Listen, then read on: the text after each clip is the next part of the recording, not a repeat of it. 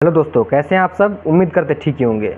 दोस्तों, आज का इस वीडियो में लोन से रिलेटेड हर एक क्वेश्चन आपका हम क्लियर करने का कोशिश करेंगे, इसीलिए वीडियो को आखिर तक ज़रूर देखिएगा। उम्मीद करते हैं इस वीडियो को देखने के बाद आपका लोन से रिलेटेड कोई भी कन्फ्यूजन आपका दिमाग के अंदर में नहीं रहेगा। इस वीडियो को देखने के बाद किसी दूसरे यूट्यूबर का यूट्यूब में वीडियो देखने की ज़रूरत नहीं पड़ेगी, तो इसीलिए वीडियो को आखिर तक ज़रूर देखिएगा। तो चलिए वीडियो को शुरू करते हैं। दोस्तों, सबसे पहले हम बात करेंगे लोन कितने प्रकार के होते हैं। दोस्तों, लोन दो प्रकार के होते हैं, एक होता सिक्योर लोन और दूसरा होता अनसिक्योर लोन। सिक्योर लोन का मतलब है कि जैसे ही आप बैंक के पास कोई लोन लेने के लिए जाते हैं तो बैंक आपको मॉर्गेज के आधार पर, यानी कि आपका ज़मीन के पेपर में या फिर आपका प्रॉपर्टीज़ पेपर में या फिर गाड़ी का पेपर में आपको बैंक लोन प्रोवाइड करती है। और इस स्थिति में बैंक के पास नो रिस्क, यानी कि रिस्क नहीं रहता है।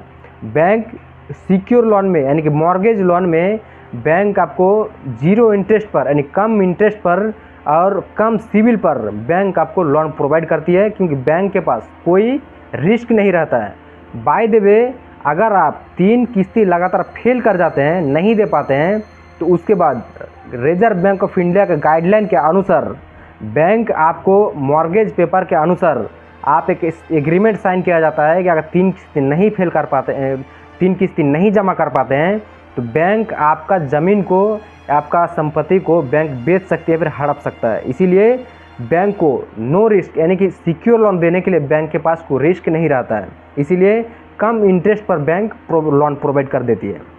दूसरा होता है अनसिक्योर लोन। अनसिक्योर लोन का मतलब है कि बैंक आपको सिबिल के आधार पर लोन देता है और आपका बैंक स्टेटमेंट के आधार पर बैंक आपको लोन प्रोवाइड करता है। इस जगह में बैंक के पास बहुत ज़्यादा रिस्क रहता है, इसीलिए अनसिक्योर लोन में इंटरेस्ट बहुत हाई होता है, इंटरेस्ट बहुत ज़्यादा होता है।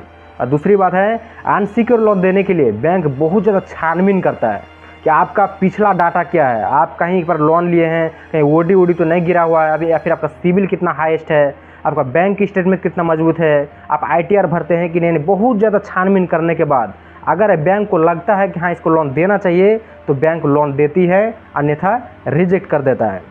तो दोस्तों, किसी वजह से मान के चलिए आपका स्थिति ठीक नहीं है और उस स्थिति में अगर आप लोन लिए हुए हैं और अगर आप लोन नहीं भर पाते हैं, तो समझ जाइए आपका क्या हो सकता है। तो इसीलिए वीडियो को आखिर तक ज़रूर देखिए। दोस्तों, जैसे आप 3 किस्तें लगातार आप फेल कर जाते हैं, अनसिक्योर लोन की हम बात कर रहे हैं। अनसिक्योर लोन में अगर आप 3 किस्तें, 3 ईएमआई अगर आप नहीं भर पाते हैं, उस स्थिति में बैंक आपको सबसे पहले एक डिफ़ॉल्ट नोटिस आपका घर में भेजेगा और उस नोटिस में लिखा हुआ रहेगा, एक समय लिखा हुआ रहेगा कि आप इतना दिन के अंदर में अगर आप ईएमआई नहीं भर पाते हैं तो अब रिकवरी एजेंट के द्वारा आपसे पैसा वसूली किया जाएगा। दूसरी बात है, उस नोटिस में आपका लोन से रिलेटेड फुल डिटेल्स लिखा हुआ रहेगा कि कितना रुपया का लोन है, कितना रुपया अभी तक पे कर दिए और कितना रुपया अभी तक बाकी है। उस नोटिस के अंदर पूरा डिटेल्स लिखा हुआ रहेगा।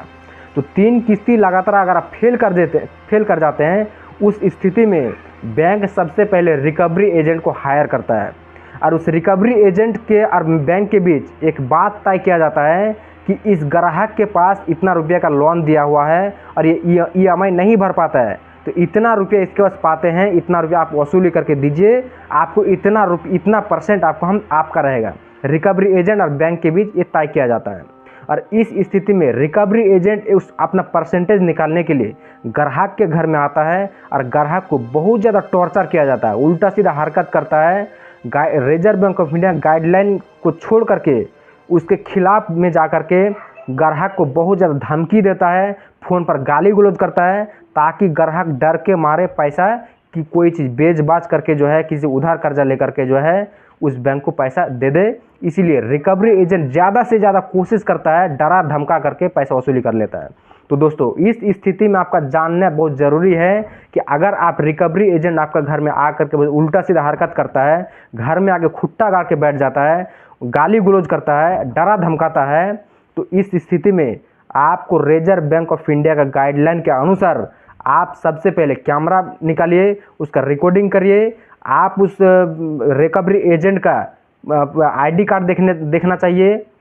दूसरी बात है कि रिजर्व बैंक ऑफ इंडिया का उसके पास वो ऑथोराइज्ड है कि नहीं है, वो ऑथोराइज्ड पर्सन है कि नहीं है, वो रिजर्व बैंक ऑफ इंडिया का पर्सन है या नहीं है।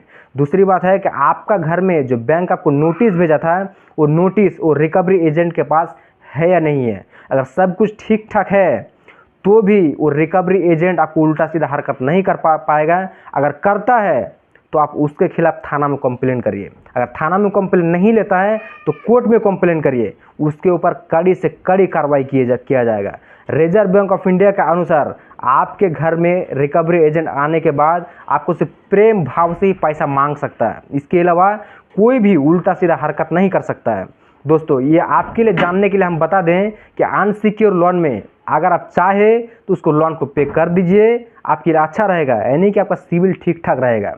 अगर आप स्थिति में नहीं है कि हम लोन नहीं दे पाएंगे तो आप बैंक आपका कुछ भी नहीं बिगड़ पाएगा, ये बात का आप गांठ मान लीजिए। ये रिजर्व बैंक ऑफ इंडिया का गाइडलाइन के अनुसार है। लेकिन आप जान लीजिए कि ज़िंदगी में आपको दोबारा कभी लोन नहीं मिलेगा, क्योंकि आप अगर किस्ती नहीं भर पाते हैं तो आपका सिविल का धज्जी उड़ जाएगा और सिविल के अनुसार ही आपको लोन दिया जाता है। तो दोस्तों उम्मीद करते हैं इस वीडियो से आपको लोन से रिलेटेड हर एक क्वेश्चन क्लियर हो गया होगा। अगर कोई चीज़ आपको एक्स्ट्रा जानना है तो इस यूट्यूब में जाकर के कमेंट करें और आपको उस कमेंट के अनुसार फिर से दोबारा हम वीडियो बनाने की कोशिश करेंगे। तो उम्मीद करते हैं वीडियो अच्छी लगी हो कि लाइक करें, शेयर करें, चैनल को सब्सक्राइब करें।